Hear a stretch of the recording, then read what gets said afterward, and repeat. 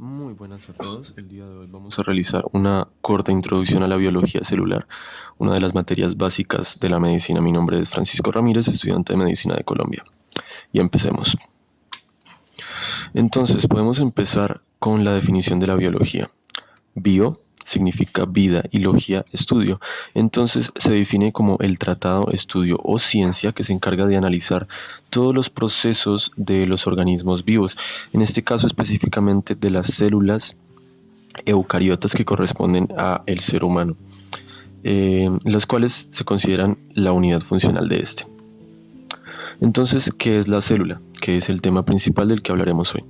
Se considera la unidad morfológica y funcional de todo ser vivo, pues se considera la parte más pequeña o el ser vivo más pequeño que generaría la conformación macroscópica de lo que es el ser humano, estando este compuesto por billones y billones de células. Un organismo se puede clasificar en unicelular o pluricelular de acuerdo a la cantidad de células que tenga. En este caso, el ser humano se considera un organismo pluricelular o multicelular por estar constituido por muchísimas y muchísimas células. Pasamos al descubrimiento de las células. Vamos a hablar de cómo y de dónde proviene todo el conocimiento que tenemos actualmente acerca de las células. Entonces podemos empezar en 1665 con Robert Hooke, a quien se le acredita el descubrimiento de las células. Él lo que hizo fue tomar un microscopio basado en lentes de aumento, a través del cual observó un corcho de botella y lo que vio fue una serie de compartimentos al cual denominó celdas. Las denominó de esta forma porque se parecían a las celdas de los monjes de un monasterio y por eso le puso el nombre de células. Posteriormente, Anton van Leeuwenhoek examinó una gota de agua y observó algo que él denominó animalículos, que no eran más que diversos microorganismos que estaban libres en la gota de agua moviéndose de un lado para otro. Estos dos personajes fueron los que establecieron las bases a nivel microscópico para todo lo que es la biología. Ellos dieron conocimiento a la población general a través de sus experimentos la existencia de este mundo microscópico que hasta ese entonces se consideraba más bien una fantasía. Posteriormente, y basados en todo el conocimiento que se fue obteniendo a lo largo de ese tiempo, basado en la observación microscópica, personas como Matthias Schleiden, Theodor Schwenn, en 1838, empezaron a proponer los postulados de la teoría celular. Ellos dos propusieron dos postulados principales. El primero es: todos los organismos están compuestos de una o más células, y la célula se considera la unidad estructural de la vida. Posteriormente, el alemán Rudolf Virchow formuló una tercera propuesta para la teoría celular, la cual consistía en que las células solo pueden surgir de la división de una célula preexistente. Estos tres postulados son los que conforman la teoría celular y fueron los que establecieron las bases para lo que conocemos hoy en día como la biología celular y molecular moderna. Bueno, entonces pasemos a hablar un poco de las propiedades básicas de las células. Las características de las células son las que le dan sentido al funcionamiento humano de manera general. Aquí podemos observar una imagen, una micrografía de unas células epiteliales en el intestino de una rata. Entonces, pasemos a sus propiedades. Primero que todo, las células son muy complejas y organizadas. Esto se refiere a que las células generalmente están organizadas de manera muy específica y siguen una secuencia de procesos muy bien definidos para realizar todos sus trabajos especializados de manera totalmente perfecta. Poniendo de ejemplo las células intestinales, que están todas apiladas como si fueran los ladrillos de una pared y se encargan en su totalidad de la absorción de nutrientes de la dieta. También poseen un programa genético y los medios para usarlo. ¿Esto a qué se refiere? Las células en su núcleo poseen material genético.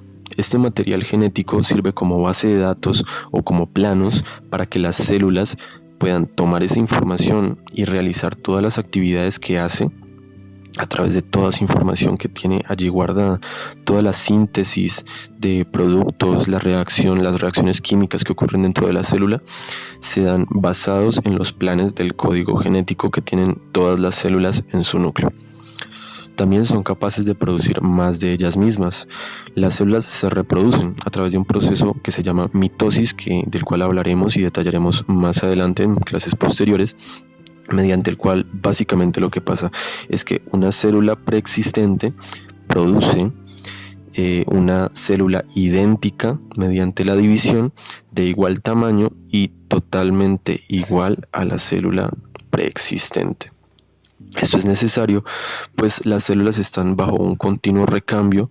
Las células antiguas tienden a funcionar mal o estar más expuestas a daños en su genética y están más propensas a mutaciones, por lo tanto requieren que haya un recambio continuo de células.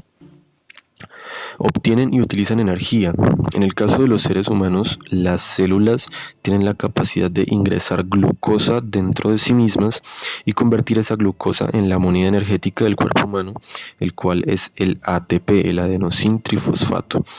Esta moneda energética va a ser la que va a ser utilizada para absolutamente todos los procesos del cuerpo humano que requieran energía, y prácticamente todos los procesos que realizan las células, ya sea transporte, síntesis, catabolismo o anabolismo, requieren de energía, requieren usar el ATP. Llevan a cabo diferentes reacciones químicas. Continuamente, todo el tiempo están ocurriendo diversas reacciones químicas dentro de las células, y esto es lo que determina el metabolismo de la persona. Todas esas reacciones químicas que ocurren continuamente, ya sea para síntesis, ya sea para destrucción de sustancias, fabricación, etc. Se ocupan de numerosas actividades mecánicas. El mejor ejemplo para esto son las células musculares, las cuales tienen una estructura que les permite contraerse, tener cierta elasticidad y tener la capacidad de volver a su estado previo luego de la contracción para permitir el movimiento del cuerpo. Son capaces de reaccionar a estímulos. ¿Esto qué quiere decir? Las células están en continua comunicación con prácticamente todas las demás células del cuerpo. ¿Esto a través de qué lo hacen? Puede ser a través de hormonas que funcionan como mensajeros, a través de estímulos nerviosos o a través de citocinas, que son otro tipo de mensajeros del sistema inmunológico principalmente. Esto lo que le permite a las células es reaccionar de una manera u otra frente a cada situación, ya sea una situación generada internamente o ya sea una situación generada externamente. Pongo como un ejemplo de esto: cuando alguien nos chuza en el brazo, se genera un estímulo nervioso que le ordena o le avisa a las células que se tienen que alejar de lo que les está haciendo daño.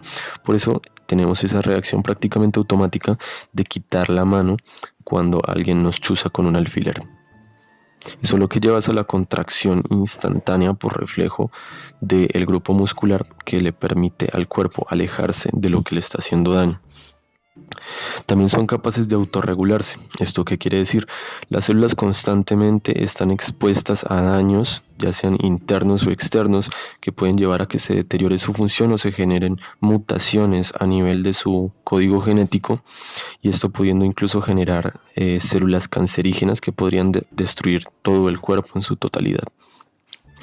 Estos procesos de autorregulación son complejos y también se mencionarán a detalle más adelante, pero básicamente son como los sistemas de vigilancia que tiene la célula para repararse o destruir células que ya no se puedan reparar y mantener el equilibrio en el cuerpo. Finalmente, y una de las propiedades más interesantes y más importantes, las células evolucionan. Al principio se dice que las células no eran más que organismos muy simples, unicelulares totalmente, y que provenían inicialmente de objetos inanimados. Posteriormente fueron evolucionando y se convirtieron en organismos mucho más complejos como el ser humano actualmente, que ya es un organismo multicelular que está compuesto por diversos grupos de células y cada grupo se ha especializado en funciones muy específicas que le permiten tener mayor complejidad en cada una de sus actividades. Como conclusión, entonces, la célula se considera la unidad funcional del ser humano.